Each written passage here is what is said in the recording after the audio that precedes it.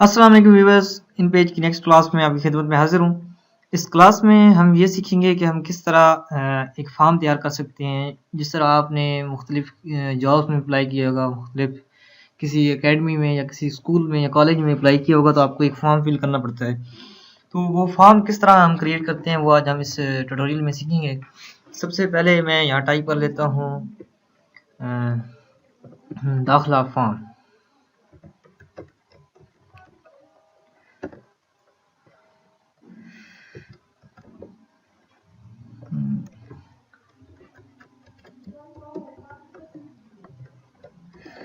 ये टाइप कर लिया।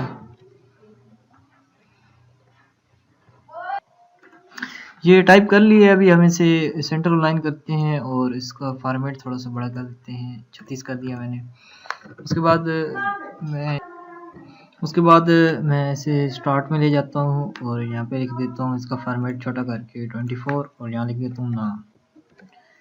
उसके बाद यहाँ से आपने इंग्लिश सेलेक्ट करनी है। ये जो लैंग्वेज है इससे आपने इंग्लिश सेलेक्ट करनी है और शिफ्ट प्लस अंडरस्कोर जो आप डालते हैं वो आपने डाल देना है।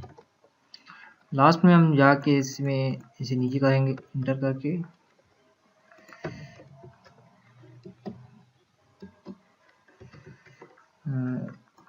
उर्दू करके हमने नीचे करना है। सॉरी, हमने इसे नीचे ले आना है। अभी इसमें आपने जो भी लिखना है, यानी कि मिसाल के तौर पे आपने लिखना है वालिद का नाम, तो वो लिख देते हैं।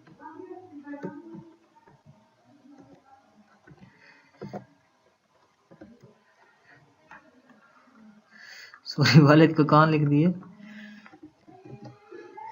उसके बाद दोबारा आपने इंग्लिश सेलेक्ट करनी है और ये अंडरस्कोर डाल के ये आपने लिख देना है। उसके बाद आगे हम लिखते हैं तारीख़ पैदाइश। जब यहाँ से आप अंडरस्कोर ख़त्म करेंगे तो एक स्पेस आपने ज़रूर देना है ताकि उसका और दूसरी जो पीछे है उसका आपस में ताल्लुक़ ना बने। तारीख़ पैदाइश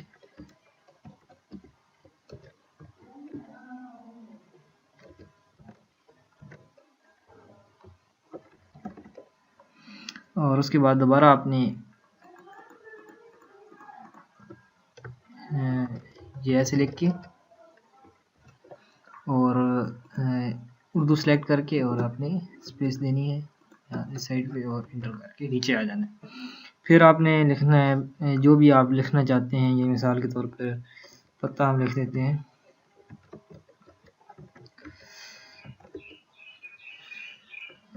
मुस्तकिल पता लिख देते हैं। पता थोड़ा अच्छा नहीं लग रहा।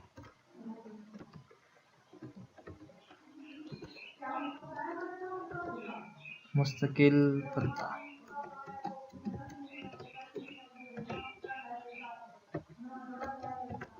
मुस्तकिल पता लिखने के बाद दोबारा हम इंग्लिश करेंगे और ये हमने इसमें लिख दिया। इसमें मुस्तकिल पता के लिए हम 2 लाइनें कर लेते हैं।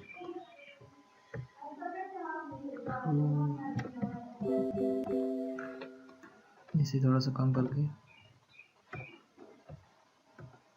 तो इस तरह के यानी कि आप अपना ये पूरा फॉर्म क्रिएट कर सकते हैं।